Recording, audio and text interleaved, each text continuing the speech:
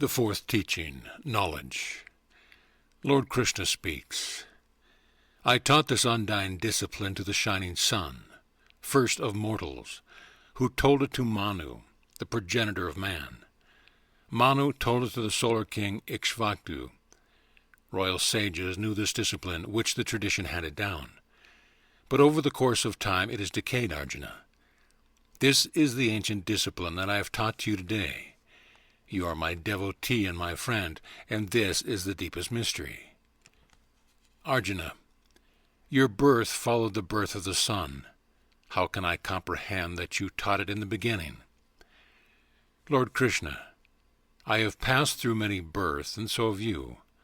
I know them all, but you do not, Arjuna.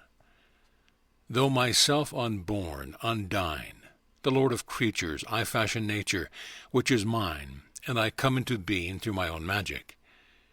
Whenever sacred duty decays and chaos prevails, then I create myself, Arjuna.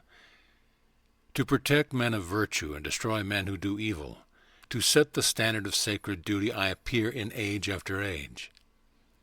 He who really knows my divine birth and my action escapes rebirth when he abandons the body, and he comes to me, Arjuna. Free from attraction, fear, and anger, filled with me, dependent on me, purified by the fire of knowledge, many come into my presence.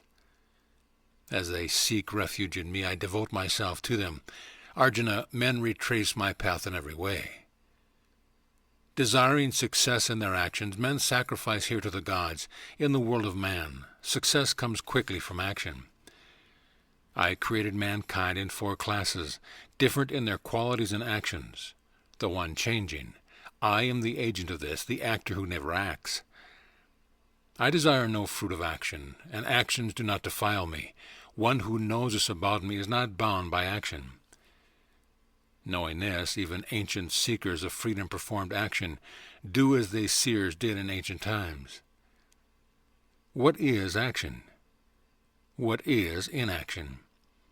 Even the poets were confused. What I shall teach you of action will free you from misfortune.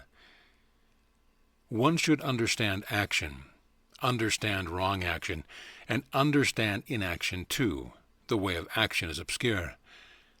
A man who sees inaction in action, and action in inaction, has understanding among men, disciplined in all action he performs.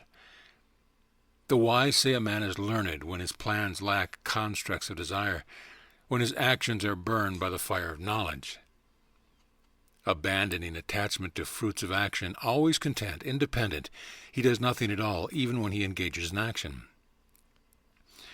He incurs no guilt if he has no hope, restrains his thoughts of himself, abandons possessions, and performs actions with his body only. Content with whatever comes by chance, beyond dualities, free from envy, impartial to failure and success, he is not bound even when he acts. When a man is unattached and free, his reason deep in knowledge, acting only in sacrifice, his action is wholly dissolved.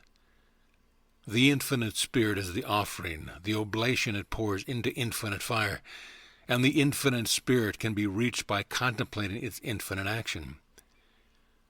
Some men of discipline offer sacrifice only to the gods, others sacrifice with oblation in the fire of infinite spirit. Some offer senses such as hearing in the fires of restraint, others offer sound and other objects in the fires of the senses. Others offer all actions of the senses and all actions of breath in the fire of discipline kindled by knowledge, the mastery of oneself. Ascetics who keep strict vows sacrifice with material objects through penance, discipline, study of sacred lore, and knowledge. Others sacrifice by suspending the cycle of vital breath, the flow of inhaling and exhaling as they practice breath control. Others, restricting their food, offer breath in vital breath. All these understand sacrifice, and in sacrifice exhaust their sins.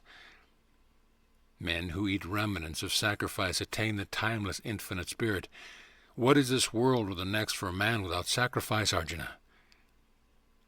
Many forms of sacrifice expand toward the infinite spirit.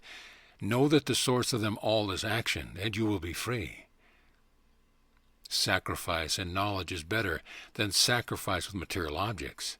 The totality of all action culminates in knowledge, Arjuna. Know it by humble submission, by asking questions, and by service. Wise men who see reality will give you knowledge. Arjuna, when you have realized this, you will not descend into delusion again. Knowledge will let you see creatures within yourself, and so in me. Even if you are the most evil of all sinners, you will cross all evil on the raft of knowledge. Just as a flaming fire reduces wood to ashes, Arjuna, so the fire of knowledge reduces all actions to ashes. No purifier equals knowledge, and in time, the man of perfect discipline discovers this in his own spirit. Faithful, intent, his senses subdued, he gains knowledge. Gaining knowledge, he soon finds perfect peace. An ignorant man is lost, faithless, and filled with self-doubt. A soul that harbors doubt has no joy, not in this world or the next. Arjuna, actions do not bind a man in possession of himself, who renounces action through discipline and severs doubt with knowledge. So sever the ignorant doubt in your heart with the sword of self-knowledge, Arjuna. Observe your discipline, arise.